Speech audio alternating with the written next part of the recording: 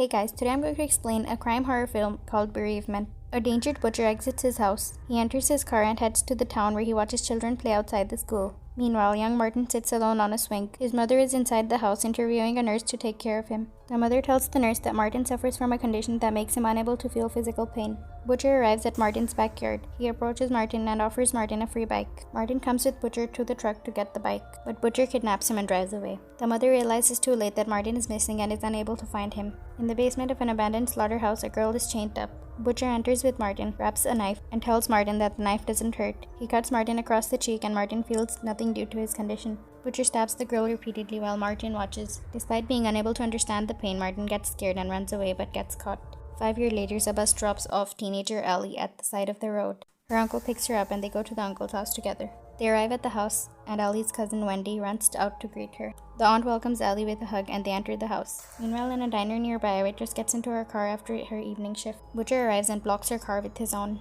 She confronts him but Butcher knocks her out. He loads her into the car and brings her to the slaughterhouse. He drags her down to the basement and chains her up.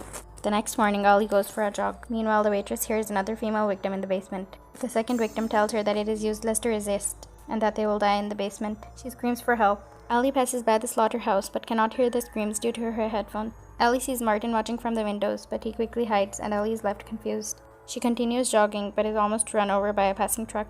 She falls and injures her leg. Billy, who is working on his car nearby, sees her and goes to help. He offers to take her home but Ellie eventually accepts. While driving Ellie home, Billy learns that Ellie moved in with her uncle after both of her parents died. Billy drops Ellie at her house while Ellie's uncle watches disapprovingly from a distance. Inside the basement, the second victim tells the waitress that she feels her hand coming loose. But Butcher enters with Martin and the two captives stay silent. Butcher grabs a knife from the table and heads to the second victim. He kills her. Martin runs away. Martin is freaked out when he runs into a skull bowl hanging on the wall. Butcher arrives and starts talking to the skull. He tells it that everything is under control. Butcher removes Martin's shirt and locks him into a small cage. He boils water and uses it to wash Martin's shirt but ends up injuring his hands. Right then, he hallucinates a shadow appearing behind him and starts arguing with it. The next day, Ellie's uncle drops her off at school. They pass the slaughterhouse and Ellie tells her uncle about the boy she saw. The uncle tells her that it was probably vandalizers and that she should stay away from the slaughterhouse. Ellie learns that the butcher lives inside the building and that Butcher was forced by his father to work at the abandoned house day and night. Soon they arrive at school and the uncle tells Ellie that he will pick her up at 2:30. On the other side, Butcher washes Martin with the boiling water and then dresses him. They reconcile and the butcher gives Martin a brush to wipe the second victim's blood from the walls. At the same time, Ellie inquires about the varsity team but is disappointed to find out that the school only has a cheerleading team. She gets bored while watching the cheerleading team practice and leaves for Billy's house. On the way to Billy's house, Butcher's car passes by. The uncle arrives to pick Ellie up from school but she has just arrived at Billy's house. Billy tries to ask Ellie out for a date but he gets interrupted by his father calling for him. Billy finds his paralyzed father on the floor. Ellie enters the house and helps get the father back on the wheelchair. Ellie leaves shortly after. While walking home, she sees Butcher standing in the driveway but continues on her way. In the basement, the waitress talks to Martin and he doesn't respond. Butcher enters and wonders why Martin keeps on running away even though he doesn't feel pain. He cuts Martin on the arm, but Martin doesn't react. Later that night, Ellie arrives home to find her aunt and uncle waiting for her. They are worried because she was not at school when the uncle went to fetch her. She goes up to her room and chats with Wendy. The waitress wakes up with Martin in front of her and asks him for help. Martin grabs a knife and cuts the ropes. Meanwhile, Butcher is upstairs writing about his victims. He starts talking to the bull skull behind him. Butcher asks it to stop tormenting him, since he has done everything it has asked him. Meanwhile, the waitress escapes with Martin's help. After seeing her gone from the basement, Butcher starts chasing after her. The waitress runs into Butcher, who drives her into the slaughterhouse. She grabs a meat hook for a weapon and hides. Butcher enters and looks for the waitress. She sneaks up behind him and tries to hit him, but he blocks her attack and beats her down. He pulls a meat hook closer and hooks it into her leg. He drags her to the furnace where he locks her in and burns her alive. After that, Butcher scolds Martin. He tells him that he has to make up for his insolence and orders Martin to clean the furnace. Inside the house, Butcher starts arguing with a blanket-covered corpse. The body is his abusive father's, who is the cause of his childhood trauma. Turns out that his dead father is the only one who he thinks of. When he sees the shadows and the bull skulls, he tells his dead father that he is the only one that caused all this. When he hallucinates the body turning to face him, he leaves in a panic. The following day, Ellie is distracted in class. The teacher tells the class about how the behavior of children is strongly influenced by the things they see and hear every day. The class finishes and Ellie goes for a jog. She runs into Billy, who takes her out into a restaurant. They end up hanging out inside the car, while parked at an abandoned outdoor theater. Billy tells Ellie that his mother died from pneumonia and that his father was paralyzed in a construction accident. Ellie likewise tells Billy that her parents died in a car accident. They start kissing.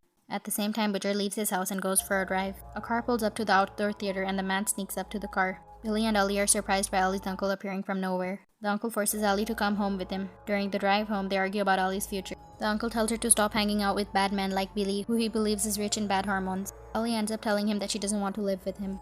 He replies by telling her that he made a promise to Ellie's father to take care of her in case he dies. The uncle makes Ellie decide between going back to Billy and going back home with him. However, she chooses to go home. Meanwhile, Butcher wakes Martin up and brings him to the basement. Inside, a new woman is chained up. Butcher hands Martin a knife and tells him to stab her, but he refuses. Martin covers his ears as she screams. Butcher orders him to hold the woman still while he kills her. Shortly after, Butcher drowns Martin to punish him. Behind them, the shadow appears, but Butcher tells it that he's not afraid of it. He tells it to go back to hell. Later that day, Martin dreams of escaping but gets stopped by a bold statue in the distance. He wakes up scared and alone. Ellie decides to live on her own and packs her things, while her aunt tries to convince her to stay. She tells Ellie that Billy shouldn't be trusted. Ellie learns that Billy lied to her and that her mother did not die from pneumonia. Instead, Billy's mother killed herself and caused Billy trauma and mental instability. This is why the uncle does not trust Billy. Ellie goes for a jog to clear her head. She passes the slaughterhouse and sees Martin watching her. Martin runs and Ellie chases him. He notices the bull statue when entering the butcher's house. Ellie ends up in the basement and sees Butcher's bloody collection of tools and trinkets. She sees a journal filled with news clippings about Martin and the rest of Butcher victims, as well as samples of their hair. She finds Martin and tells him to come with her. Butcher arrives and successfully captures Ellie. He then commends Martin for luring Ellie into the basement. The next day, Uncle goes out to look for Ellie since she has not come home since last night. Billy knocks at the door and asks for Ellie. The uncle tells Billy that Ellie is not home.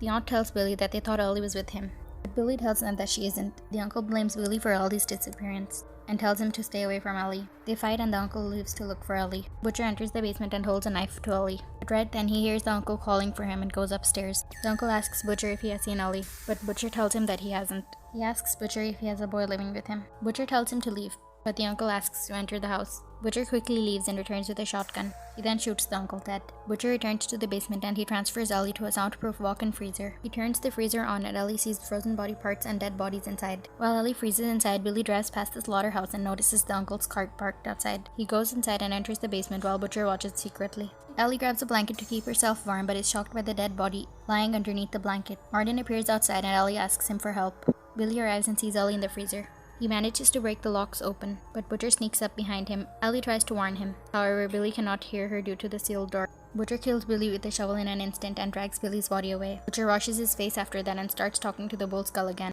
He tells it to leave him alone. Butcher imagines the skull telling him to hurt Martin, but he refuses because Martin is innocent. He smashes the skull and when he turns around, he sees the skull back on the wall undamaged. Butcher holds a knife against his own throat, but he gives up and decides to follow the skull's instructions. We can summarize that the Butcher is under heavy hallucination caused by his childhood trauma. Butcher goes to Martin in the kitchen. He starts shouting at Martin, who only stares at him uncomfortably. Disappointed by Martin's inability to feel anything, he stabs Martin's hand on the table, then leaves. Meanwhile, Ellie wakes up. She finds a metal rod and then uses it to unlock the door. She escapes and runs into Martin in the kitchen. She removes the knife and bandages his hand. Ellie carries Martin and they escape together. While convincing Martin to run on his own, they run into a bull statue outside and Ellie kicks it down, proving to Martin that it is nothing to be afraid of. Butcher loads the uncle's body into a pickup truck and then goes to the uncle's house. He knocks and the aunt opens the door. He immediately attacks her. She tries to grab a knife, but he knocks it away and forces her to the ground. She tells Wendy to run away. She tries to pick up the knife again, but Butcher beats her to it and stabs her. He then brings the uncle's body inside and lays it beside the dying aunt. Butcher lights the curtains on fire and heads downstairs to kill Wendy. While this is happening, Ellie enters the house with Martin. Wendy grabs her dog and closes the bedroom door behind her. Butcher forces the door open and the dog runs out. When Wendy begs him to not hurt her pets, Butcher is shocked by her innocence, which makes him temporarily come to his sense of out of the trauma. He immediately regrets hurting innocent Martin and drops the knife. He tells Wendy that he killed his victims as penance for his abusive father's sins. He goes to grab Wendy. Ellie arrives with a knife and stabs him repeatedly. However, Butcher escapes while Ellie comforts Wendy. Ellie goes downstairs and calls the police but notices Martin missing. After seeing blood on the door, she opens it. A hand emerges and stabs Ellie with a knife. Martin emerges from the door, revealing that he's the one who stabbed Ellie. He stabs her many times and Ellie dies. Martin goes up to kill Wendy, while the house continues to burn. Meanwhile, Butcher arrives back home. He sits beside his father's corpse and laments about how Martin understood how he was being portrayed. This is why Martin kept running away even when he didn't feel pain or fear. Martin arrives at the house and picks up an axe. He walks up behind the Butcher and hits him in the head. He hits him repeatedly until Butcher dies. The next day, firefighters and police arrive at the uncle's house, which is burnt down completely.